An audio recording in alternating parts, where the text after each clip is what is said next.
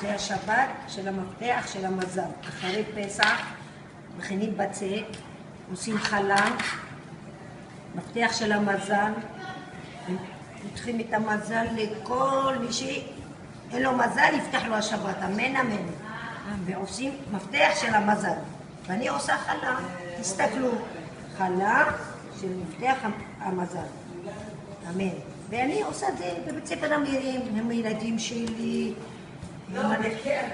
וכולם, ומי שחולה יהיה בריא, ומי שרוצה להתחתן, יתחתן, ושכל השערים נפתחים, אמן. וזה חלה מקודשת לשבת הזאת, טריה, בריאה, לכל עם ישראל, לכל החיילים, לכל הנכדים שלי, לכל הילדים שלי, למורות שלי, למנהלת במיוחד, מיכל שוהם, אלוהים ישמור אותה, ושיהיה לה פרנסה טובה, וחיים ארוכים, ובריאות, והצלחה, וכל מה שהיא רוצה יתקיים.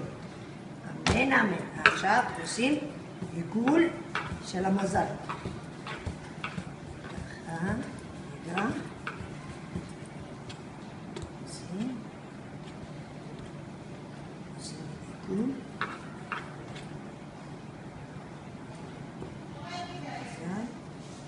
עכשיו עושים קצת, פשוט לא נשאר לי מפתח בצק, אז אני עושה ככה, ועכשיו אני עושה את השיניים של המפתחות.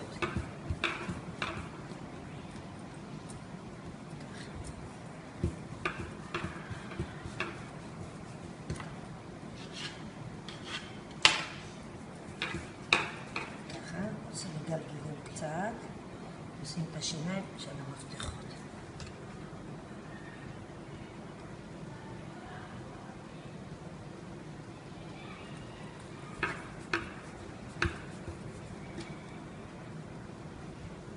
שבת שלום, שיהיה לכם רק טוב, בריאות, פרנסה טובה וחיים ארוכים, וכל שנה נעשה, בעזרת השם. אמן אמן. תודה רבה לימור, אני משמור אותך, שיהיה לך פרנסה טובה, חיים ארוכים, והכל טוב. תודה, מרים אהובה. תודה שאת עוזרת לי ומקשיבה לי, ואלוהים יעזור לך בדברים רק טובים, אמן. שאת מקשיבה לי, ואת עושה מה שאני רוצה, יעני את מקיימת לי. תהיי בריאה לימור. איזה מפתח שבת שלום, יפה. חג שמח, כל טוב.